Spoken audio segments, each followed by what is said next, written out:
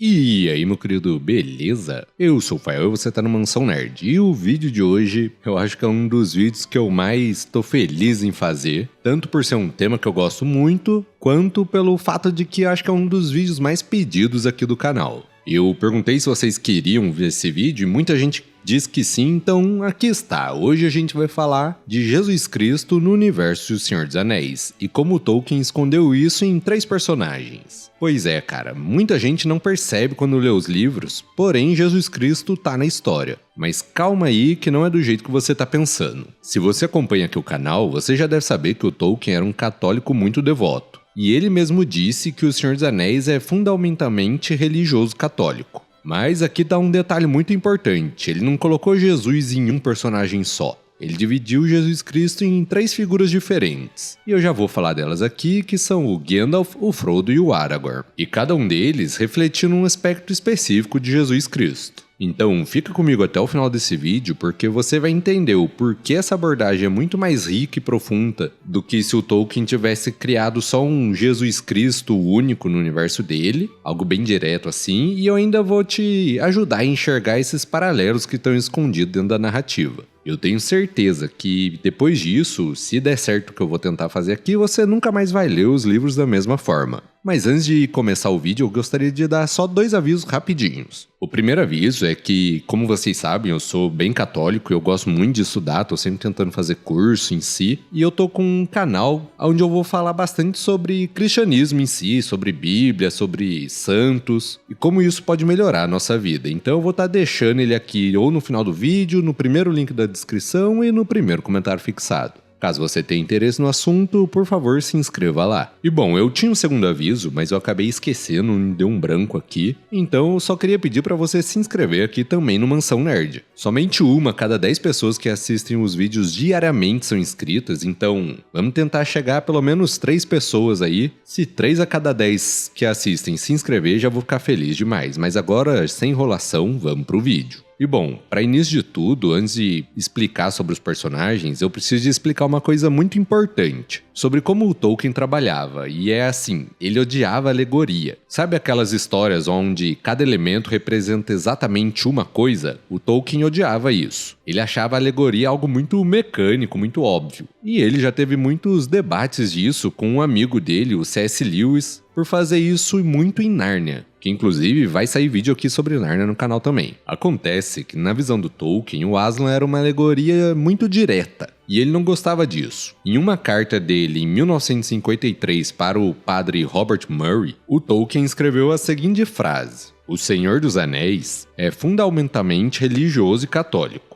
Porém, logo depois disso, ele explicou que as características religiosas meio que foram absorvidas na história, e não colocadas, jogadas lá de forma explícita. E o Tolkien chamava isso de aplicabilidade. E bom, vamos lá porque é bem fácil de entender a diferença. Quando é uma alegoria, o autor meio que, entre aspas, força uma correspondência direta. Tipo, esse personagem representa isso, aquele personagem representa aquilo. Já na aplicabilidade, o leitor meio que encontra essas conexões de uma forma mais natural, porque a visão de mundo do autor permeia toda a obra. Pensa mais ou menos assim, o Tolkien era católico até o osso, então ele não conseguia escrever uma história sem que os seus valores cristãos aparecessem de forma natural. Porém, ele fazia isso de uma forma orgânica e não algo forçado. E outro detalhe muito importante é que o Tolkien criou a Terra-média meio que como um mundo pré-cristão, uma mitologia pagã, então não faria sentido ter um Jesus Cristo lá. Porém, os temas cristãos como sacrifício, redenção, esperança e a vitória do bem contra o mal, esses são temas que a gente consegue ver em todas as páginas praticamente. Então, quando eu falar que o Gandalf, o Frodo, o Aragorn refletem a Jesus Cristo, eu não estou falando que eles são uma alegoria perfeita. O que eu estou querendo dizer é que eles incorporam aspectos específicos do caráter e da missão de Jesus Cristo. Mas isso não escrachado, e sim de um jeito que funciona dentro do mundo que o Tolkien criou, dentro ali da Terra-média. E aqui agora um conceito que vai ajudar vocês a entender isso, que é um conceito cristão, é o triplo ofício. Ele tem um nome em latim muito legal, porém eu não sei falar. Porém ele diz que Jesus Cristo tem 3 papéis principais: o profeta, o sacerdote e o rei. E é exatamente isso que o Tolkien usou. ele distribuiu esses 3 ofícios em 3 personagens diferentes. Só que já é legal pra caramba, né? Ele não pegou um Jesus Cristo e criou um personagem igual. Ele pegou exatamente essas 3 coisas que Cristo representa e colocou elas em personagens diferentes. Mas agora vamos conhecer os 3 personagens e entender qual aspecto de Cristo cada um representa. Começando pelo nosso querido Gandalf. E ele é o profeta que ressuscita. E assim, eu tô começando por ele porque ele é o paralelo mais óbvio. E o próprio Tolkien confirmou isso em uma carta dele. Ele deixou bem claro que a morte e o retorno de Gandalf foram modelos conscientes da morte e ressurreição de Cristo. Então vamos reviver essa sequência. O Gandalf enfrenta o Balrog na ponte de Khazad-dûm. Ele sacrifica a vida dele para salvar a Sociedade do Anel. E o grito dele do You Shall Not Pass é o grito de guerra antes de cair no abismo. E lá ele literalmente desce às profundezas, luta com um demônio antigo e morre.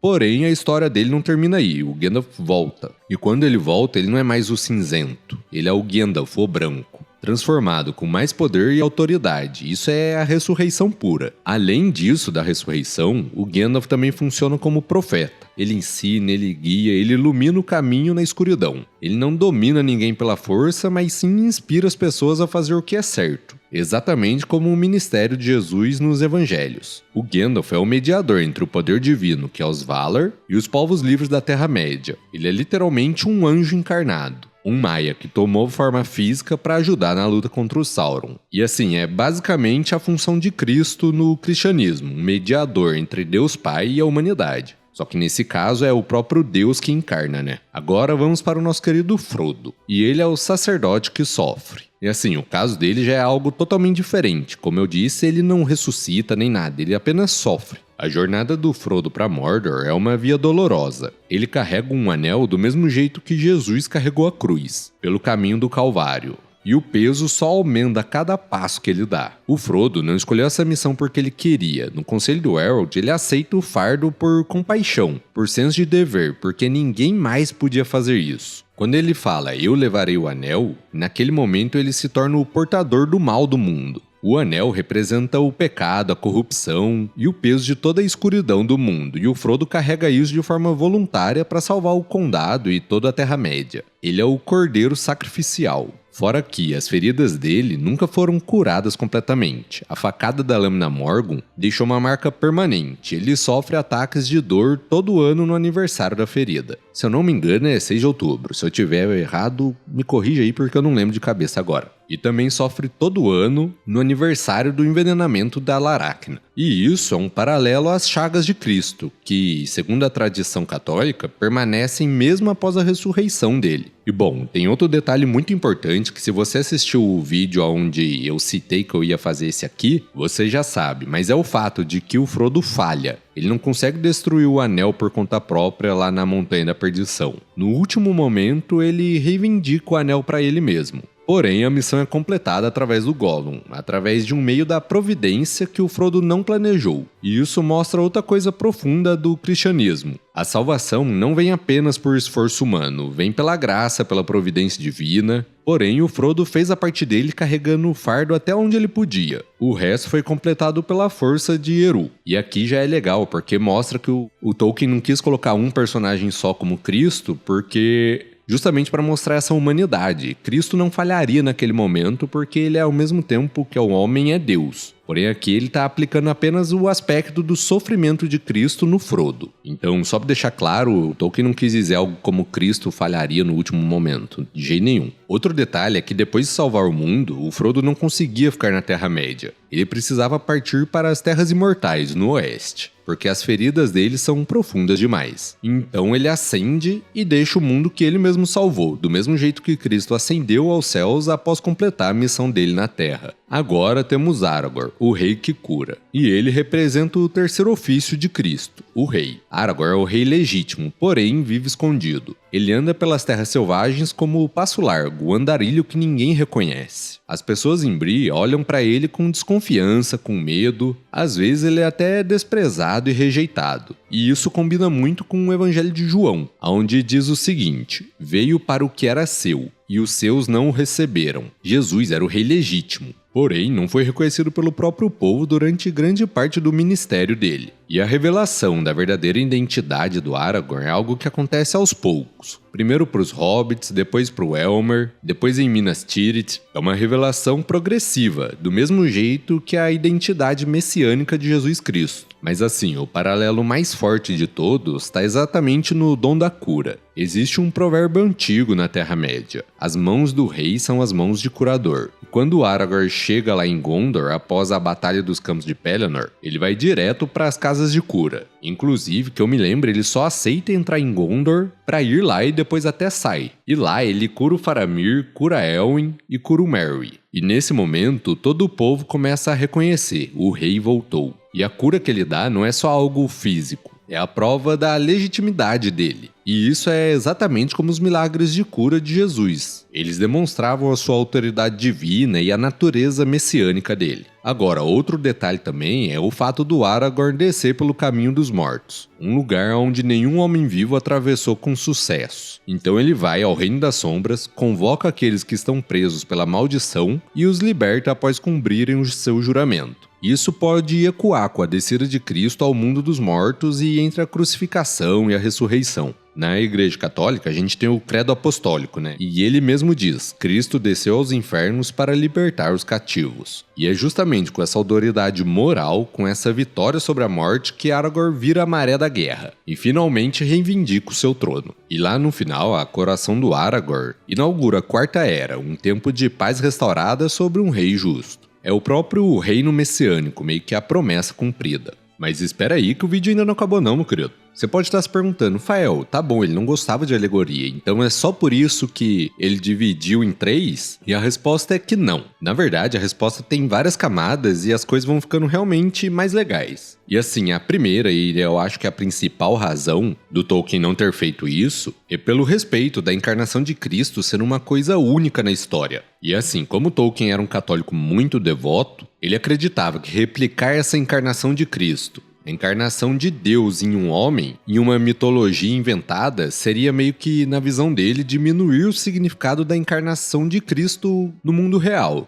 Em O Silmarillion, a gente tem Eru Ilúvatar como Deus Pai. Temos os Valar como poderes meio que de anjos, mas não existe essa segunda pessoa da Trindade, não tem um Deus Filho encarnado na Terra-média. Porque pro Tolkien isso seria um direito único do nosso mundo, porque o nosso mundo é a história primária de todas as outras. Então o Tolkien encontrou essa solução genial, distribuir os aspectos de Cristo através de vários personagens. E assim ele podia explorar várias verdades cristãs sem criar essa figura que pudesse ser confundido com a encarnação de Deus. Uma segunda razão também é pela questão da riqueza narrativa. Tendo 3 personagens refletindo a Cristo de formas diferentes, fez o Tolkien conseguir explorar uma complexidade dos mistérios de Jesus de um jeito que um personagem só não ia permitir. Pensa só em um universo alternativo onde o Gandalf fizesse tudo. Ele ressuscitasse, ele carregasse o anel até Mordor e depois fosse coroado rei. A história seria, assim, centralizada nele de uma forma absurda, não teria espaço para o heroísmo improvável do Frodo, ou para a jornada de crescimento do Aragorn.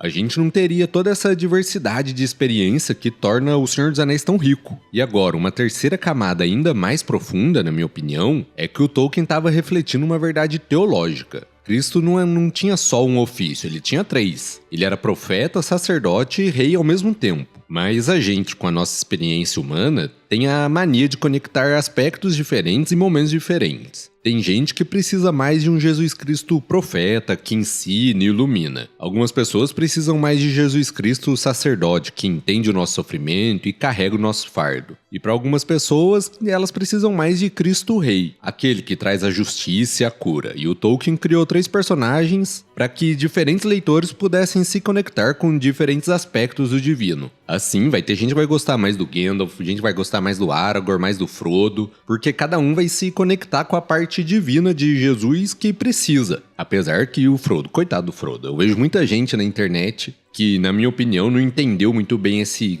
peso de carregar o anel e critica ele, falando como ele é fraco e tal. Mas enfim, os 3 personagens completam essa narrativa. O Gandalf morre e ressuscita para dar esperança quando tudo parece perdido. O Frodo carrega o peso que ninguém mais poderia carregar. E o Aragorn traz a cura, a restauração após a vitória. Juntos, eles formam essa imagem completa, mas separados cada um tem a sua face específica. E na minha opinião, isso aqui o Tolkien aplicou a teologia católica na narrativa de um jeito genial. E agora, um detalhe complexo também, mas muito genial, tô usando muita palavra genial, é que assim, nenhum deles é perfeito. O Gandalf às vezes é impaciente, às vezes erra nas estratégias. O Frodo falha no momento mais importante lá na Montanha da Perdição. O Aragorn várias vezes duvida de si mesmo e teme a fraqueza do sangue dele. Eles não são essas alegorias perfeitas porque são personagens reais, com falhas e com humanidade acima de tudo.